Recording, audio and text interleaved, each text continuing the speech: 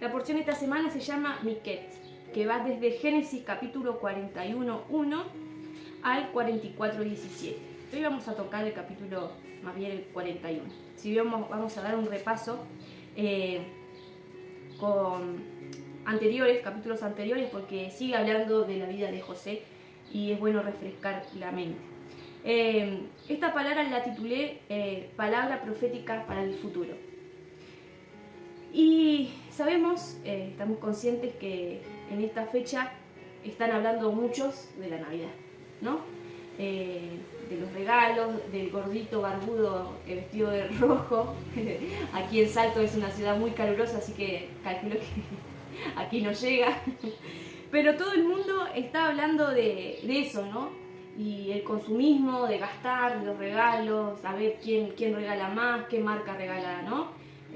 Quizás para aparentar también. Muchas familias que durante el año no se hablaron, hoy justo llega el momento que se juntan para celebrar quién sabe qué, porque muchos no saben qué es la Navidad. Solo saben que en ese día, el 24 de la noche al 25, se juntan a comer, ¿no? Porque recuerdo que una vez mi hermano me preguntó, ¿por qué no celebras la Navidad ahora? Si antes celebrábamos la Navidad. ¿Qué es la Navidad? Oh, Franco, ¿no sabés lo que es la Navidad? Lo que están celebrando. Digo, estás celebrando algo que no sabés, porque él me decía que no sabía. ¿Qué es la Navidad? Si bien él se crió yendo a la escuelita conmigo, a la escuelita bíblica, y ahí un par de veces le he escuchado y lo hemos celebrado, no sabía él que hoy el mundo cristiano, vamos a decir, porque no el mundo secular, celebra el nacimiento de Jesús, ¿no? Dice, no sabía eso, me decía él, ¿no? ¿Y por qué digo que el mundo cristiano? Porque el mundo que está fuera de Dios, o sea, que no, si bien creen en Dios y no algunas personas, no saben qué es realmente la Navidad, de dónde nació la Navidad. Hace unos días estaba escuchando a una joven que empezó a hablar acerca de si se debía celebrar Navidad o no. Y me empezó interesante lo que ella estaba diciendo cuál era el inicio de la Navidad, el paganismo, de dónde nació, y que esto, y Tamuz, el sol, y todo, ¿no? Y me pareció correcto todo lo que dijo. Pero me pareció chocante, me pareció interesante lo que dijo, pero yo celebro Navidad igual. Yo dije, ¿cómo? O sea, ¿sabés todo de dónde nació? Que Jesús no nació el 25 de diciembre, porque en Israel el 25 de diciembre, el 24 de diciembre es invierno, ¿no? En algunos lugares cae nieve. Imagínense Jesús naciendo en el intemperie, rodeado de animales, en higiene, ¿no? El frío que iba a ser. Ningún bebé soportaría ese frío. Entonces ya desde ahí arrancamos mal. Pero ella dijo, bueno, yo celebro la Navidad porque yo en mi visión mesiánica, mesiánico viene de la palabra de Mesías, todos aquellos que creen en el Mesías se llaman mesiánicos, yo lo celebro así. ¿Por qué? Dice, porque en la televisión pasan películas de Jesús, porque todo el mundo habla de Jesús. Sí, señora, en el mundo cristiano hablan de Jesús, pero en el mundo secular no. Entonces yo pensaba, se está engañando a sí misma, porque cuántas veces nosotros hemos llevado gente en fiestas navideñas a la iglesia, ¿no? Pero bueno, por ahí capaz que se convierte. ¿Cuántos se convirtieron? Por mirar una película de Jesús, o por la Navidad. O sea, yo no conocí ninguno, ¿no? Todavía no conocí ninguno, ¿no? Entonces dice, no, en mi visión mesiánica. Es lo mismo que hicieron el pueblo de Israel cuando salió de Egipto. Veían que Moisés estaba en el desierto y Moisés no bajaba. El primer mandamiento antes que subiera Moisés allá le dijo, no se hagan imagen, porque ellos estaban acostumbrados de que en Egipto se adoraran a diferentes dioses. ¿Qué hicieron lo primero? Demoró Moisés en bajar y dice, vamos a hacer un becerro, le vamos a hacer fiesta a Yahweh. Pero Dios le había dicho que no se hicieran imagen. Sí, pero era para Dios. Es para Dios que le vamos a celebrar la Navidad, es para Jesús. Estamos recordando a Jesús, tenemos 365 días del año para acordarnos de Yeshua, de lo que Él hizo por nosotros. Y como dije en un video anterior, si Jesús hubiese dejado escrito, celebren mi cumpleaños, que es el día que yo vine a la tierra para... Ninguno creyente lo celebraría. ¿Por qué? Porque en Levítico 23 hay fiestas que Dios nos manda a celebrar y el mundo cristiano, no, eso era para antes. No. Entonces, si realmente Jesús hubiese mandado celebrar la Navidad, ninguno lo celebraría. Sí, porque somos, vamos a decir, y nos subamos a esto, somos un poco cabeza dura y a veces no queremos hacer las cosas como Dios manda, ¿no? Entonces, en esta fecha que todos hablan acerca de eso, ¿no? De la Navidad, de los regalos, del Papá Noel, en la Biblia no dejó nada escrito, Yeshua, sobre eso, pero dejó escrito de todas las cosas que Él iba a hacer. No vamos a encontrar salvación en la Navidad. Voy a decir, pero hoy es el momento para predicar a Jesús. Todos los días deberían ser momentos para predicar de Jesús. Si tenemos la oportunidad y sale el momento de decir, mira, estoy pasando, es el momento para predicar de Jesús. No esperar un 24 de diciembre para celebrar, para nombrar a Jesús, ¿no?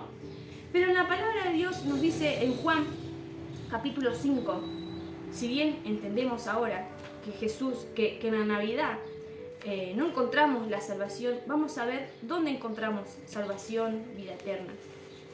Juan capítulo 5, versículo 39, dice así: escudriñad las Escrituras, porque a vosotros os parece que en ellas tenéis la vida eterna, y ellas son las que dan testimonio de mí. Parece que en las Escrituras encontraremos la vida eterna.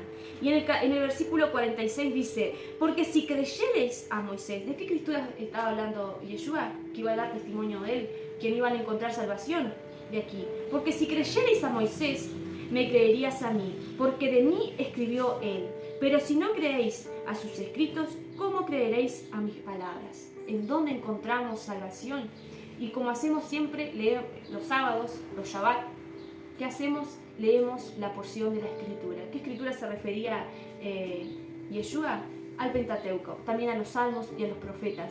Que todo lo que habló Moisés y todo lo que hablaban los Salmos y los profetas, hablaba de Yeshua. Entonces vayamos a la porción, a la Torá. Y vamos a seguir mostrando cada día de Shabbat a Yeshua revelado en las Escrituras. Y vamos a hacer un poquito un paralelismo entre la vida de José. Veníamos leyendo todo lo que le aconteció a José, ¿no?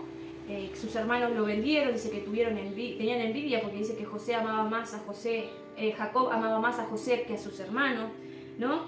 Dice que lo tiraron en una cisterna. Ahora vamos a estar leyendo un poquito de eso. Y vamos a hacer un paralelismo de la vida de José con la vida de Yeshua. Y vamos a ver que la vida de José es una sombra profética de lo que Yeshua iba a hacer, de lo que ya hizo y de lo que hará en un futuro. Por eso el título, ¿no? Palabras proféticas para el futuro. Entonces vamos a ir un poquito atrás de la porción de esta semana. Génesis capítulo 37, versículo 2. Si después van a estar mirando esto, lo pueden anotar y hacer tipo barrita, ponen José, una barrita Yeshua y pueden ir comparando. Génesis capítulo 37, versículo 2, dice así: esta es la historia de la familia de Jacob. José, siendo de edad de 17 años, apacentaba las ovejas con sus hermanos, y el joven estaba con los hijos de Bila y con los hijos de Silpa, mujer de su padre, e informaba José a su padre la mala fama de ellos. Entonces aquí vemos que en el versículo también 12, vamos a unir el 2 con el 12, dice, y después, ¿no? Dice que si seguimos leyendo, él empieza a contar los sueños que él tiene, ¿no? Y le comienzan a tener envidia. Dice versículo 12 del 37, después fueron sus hermanos a apacentar las ovejas de su padre en Siquem, y dijo Israel a José, tus hermanos apacientan las ovejas en Siquem, ven y te enviaré a ellos. Y él respondió, heme aquí. E Israel le dijo, ve ahora, mira cómo están tus hermanos y cómo están las ovejas, tráeme la respuesta. Y lo envió del valle de Hebrón y llegó a Siquem. Si no mal recuerdo, la distancia que había donde él estaba, creo que eran 90 kilómetros. Había, imagínense a pie, no es auto, ¿no? La distancia que tuvo que recorrer José a llegar a sus hermanos para llevarle información a su padre, a ver cómo se estaban comportando a estos hermanos que tenían mala fama, ¿no? Él tenía que traer información. Entonces vemos en esta comparación la mala fama de los hijos de Jacob, y Jacob envía a su hijo José a ver qué estaban haciendo, cómo estaban apacentando sus ovejas. Entonces vamos a compararlo con Mateo capítulo 21, versículo 33. Dice, hoy otra parábola. Hubo un hombre, padre de familia, el cual plantó una viña, la cual cercó de vallado, cavó en ella un lugar, edificó una torre y alrededor unos labradores, unos labradores y se fue lejos. Y cuando se acercó el tiempo de los frutos, envió sus siervos a los labradores para que recibiesen sus frutos. Mas los labradores, tomando los siervos, a unos golpearon, a otros mataron y a otros apedrearon. Envió de nuevo otro siervo, mas a los primeros hicieron con ellos de la misma manera. Finalmente les envió su hijo, diciendo, tendrán respeto a mi hijo. Mas los labradores, cuando vieron al hijo, dijeron entre sí, este es el heredero, venid, matémosle y apoderémonos de su heredad. Y tomándole, le echaron fuera de la viña y le mataron. Cuando venga, pues, el señor de la viña, ¿qué hará a aquellos labradores? ¿No? Vamos a leer hasta ahí. Ahí vemos una comparación, vemos, ¿no?, que estos malvados labradores tenían una mala fama como los hermanos de José, ¿no? Y dice que él envió a siervos. ¿Quién eran esos siervos? Los profetas que Dios envió para hablar al pueblo, ¿no? Para decirle arrepiéntanse, traigan los frutos dignos de arrepentimiento. Y a muchos de los profetas los apedrearon, y lo que iba a suceder mucho más adelante también con los discípulos, los apóstoles, ¿no? Los apedrearon, a otros los mataron, los degollaron. Y dice, bueno, voy a enviar a mi hijo. ¿Quién era el hijo? ¿No? En este caso teníamos a José. Envió a su hijo, José. ¿Qué hicieron los hermanos? Lo tiraron adentro de una cisterna y lo vendieron. ¿Qué hicieron con Yeshua? También lo mataron, ¿no? Si bien sabemos que él también era parte de su propósito, ¿no? Pero vemos esta clara comparación, ¿no? La mala fama y qué hacen con el Hijo de Dios. Amén. Sigamos entonces haciendo más comparación. Génesis capítulo 37, versículo 3, nos habla acerca de que llamaba a Israel a José más que a todos sus hijos, porque le había tenido en su vejez y le hizo túnica de diversos colores. Aquí también lo podríamos comparar con el templo. Sabemos que él preparó su cuerpo. Él vino aquí, dice, a morar. Dice en Juan, y el verbo hecho carne habitó. La palabra habitó significa tabernaculizó aquí en la tierra. Y si ustedes recuerdan cómo era el templo, el tabernáculo, con muchas cortinas de colores, ¿no? Entonces, teniendo en cuenta que Yeshua se tabernaculizó aquí en la tierra, nos habla esa hermosa comparación de que José llevaba eso también. Qué hermosa poder ver esas comparaciones, que José, una sombra profética, Yeshua muchos años después la estaría cumpliendo. Génesis 37, versículo 20. Dice, versículo 20. Ahora pues venid, ya cuando decidieron matarlo, ¿no? Tiraron la cisterna. Ahora pues venid y matémosle, echémosle a una cisterna, y diremos, una mala bestia lo devoró, y veremos qué será de sus sueños, ¿no? Aquí la palabra cisterna es la palabra bor en hebreo, el Strong, para los que están mirando, 953, la pueden buscar, que significa cárcel, sepulcro, pozo, mar. Entonces, ¿a dónde lo estaban tirando? A la cárcel, a un pozo, al sepulcro. Entonces, ¿cómo podemos comparar esto con Yeshua? Zacarías capítulo 9, versículo 11. Dice, y tú también, por la sangre de tu pacto, serás salva. Yo he sacado tus presos de la cisterna en que no hay agua. Aquí vemos la palabra, ¿no? Bor, la palabra cisterna. Yo te he sacado, ¿por la sangre de quién? Por la sangre de Yeshua, por la sangre del pacto, ¿no? Te he sacado de la cisterna, de ese pozo donde no hay agua. Pero ¿qué tiene que ver? Esto puede ser relacionado con nosotros. Pero ¿y Yeshua? Dice Efesios capítulo 4, versículo 9. Y eso de que subió, ¿qué es? Sino que también había descendido primero a las partes más bajas de la tierra. El que descendió es el mismo que también subió por encima de todos los cielos para llenarlo todo. Amén. ¿Quién bajó? ¿Quién descendió? Yeshua. Él descendió al sepulcro, Él descendió a Bor, a la cárcel, ¿sí? A ese pozo. ¿Para qué? Para también darnos vida eterna a nosotros. Amén. Sigamos con la comparación. Génesis capítulo 41, versículo 41. Y esto ya viene entrando a la porción de esta semana. Esta palabra va a ser quizás bastante cortita, pero qué bueno que en este tiempo podamos ver y reconocer que en las Escrituras todo hablaba de Yeshua. Hablaba todo lo que Él iba a hacer y lo que Él aún está por hacer. Génesis 41, versículo 41. Dice, una vez que Él interpretó los sueños a Faraón, ¿no? Y le dijo lo que tenía que hacer, dice, dijo además Faraón a José, he aquí, yo te he puesto sobre toda la tierra de Egipto.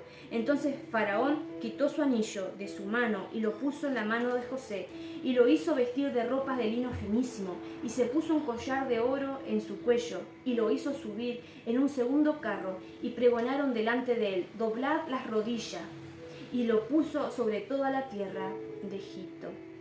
Vamos a leerlo. No, vamos a seguir. Dice, y dijo Faraón a José, yo soy Faraón, y sin ti ninguno alzará su mano ni su pie en toda la tierra de Egipto. Y llamó Faraón el nombre de José Safenat Panea, y le dio por mujer a Asenat, hija de Potifera, sacerdote de On, y salió José por toda la tierra de Egipto. Vemos aquí que dice que él lo hizo vestir con ropas de lino finísimo, un collar de oro, lo hizo subir en un carro y le hicieron pregonar a toda la gente, doblar rodilla. ¿Con qué podemos comparar con esto? Filipenses capítulo 2, versículos 5 al 10.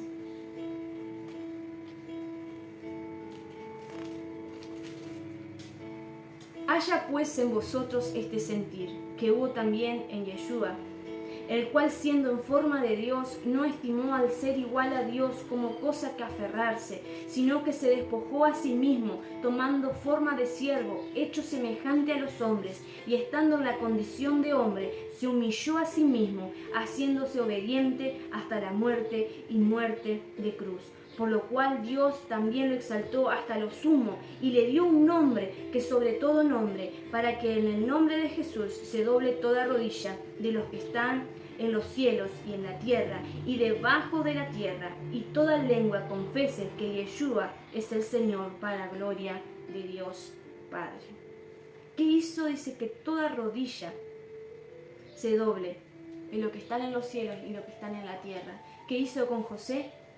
Igualmente hizo que todos los pueblos, que todo el pueblo de Egipto doblara rodilla ante él.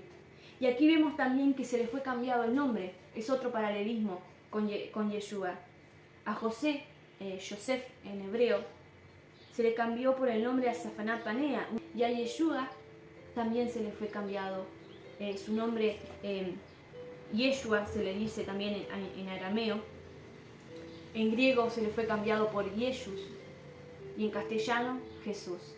Vemos que los dos, sus nombres fueron cambiados. Fueron también cambiados, dice que sus ropas, la ropa de José era ropa de hebreo. Él se dejaba la barba, ¿no?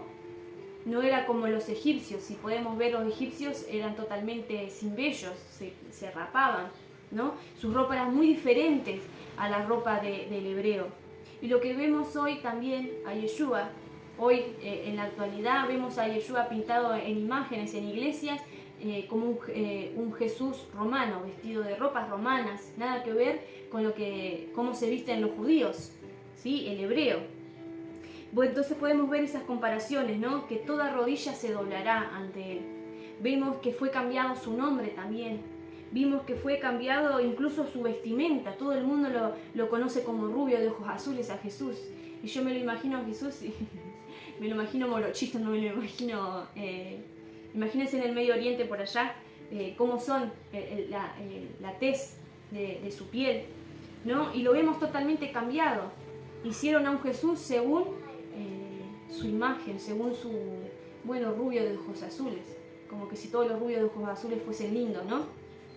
Entonces vemos todos estos paralelismos, estas comparaciones hermosas, y lo podemos ver en él, ¿no? En Jesús. Por eso Jesús dijo, si le creías a Moisés, me creerías a mí, porque todo lo que habló él, de lo que hablaba él, era de mí. Entonces también otra de las comparaciones es que dice que José de edad de 30 años cuando fue presentado delante de Faraón. ¿A qué edad más o menos empezó Yeshua su ministerio? Como a más o menos los 30 años, dice, ¿no? Y podemos seguir viendo un montón de comparaciones que nos seguíamos sorprendiendo. Pero quería hablar, estas cosas ya sucedieron, ¿no? Ya pasaron, las cosas que él hizo. Pero vamos a ver para un futuro, ¿qué dejó escrito en la vida de José que nos refleja lo que va a ser Yeshua en un futuro? Entonces vamos a leer Génesis capítulo 41, donde nos habla acerca de que, a ver si está el versículo, déjeme buscar bien. El sueño 27, si no me equivoco, también acá. El faraón dice que envió cuando tuvo ese sueño, envió a buscar a todos los magos, los hechiceros, a todos aquellos que podrían tener el don de la adivinación o de la interpretación de sueños, para saber qué era ese sueño, que se soñó una vez, se despertó, se durmió y siguió soñando lo mismo, o sea, de otra manera, ¿no? Y dice que cuando José estuvo en la cárcel, se encontró con el panadero y el copero, ¿no? Y dice que ellos dos tuvieron un sueño. Y dice que José fue capaz de interpretar ese sueño. Y lo que le dijo al copero se cumplió. Dice que él iba a ser restablecido a su cargo, ¿no? Entonces dice que mandó llamar y nadie podía interpretar. Y dice versículo 9 del 41. Entonces el jefe de los coperos habló a Faraón diciendo, me acuerdo hoy de mis faltas. Algo muy interesante que me gustó rescatar, y que esto también lo había escrito nuestro maestro y le puso como título a su reflexión, me acuerdo hoy de mis faltas.